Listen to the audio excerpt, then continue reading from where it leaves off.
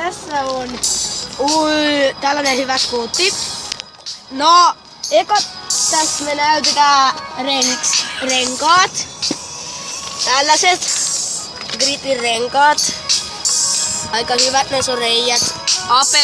Apec 9 laakerit. Niin. Sitten tässä on jarru. Varmaan näette. Tällainen. Aika hyvä jarru.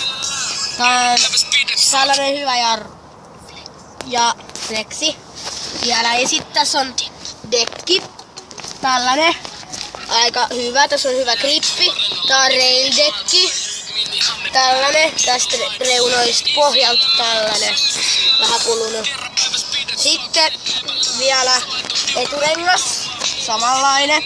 Sitten tässä näette Pegin. Varmaan Urban Artin Pegi. Tällainen. Se on aika kevyt, kun tässä on tällaisia reikiä. Tai tällaisia viivoja. Sitten tässä on vielä forkki.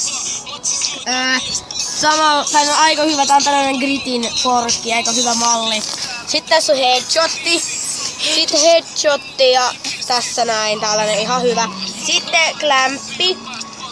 Tällainen ihan aika huono. En mä tiedä. Tällainen Gritin. Sitten mennään tankoon. Hyvä Gritin perustanko, samanlainen kuin Dissin tanko ja hyvät baarendit täällä ja sitten toisessa päässäkin. Sitten on tällainen aika hyvä malli, aika kevyt skuutti, painaa noin 3 kiloa varmaan. Niin ei niin paha kyllä. Ja sitten nämä on aika hyvät. Noin.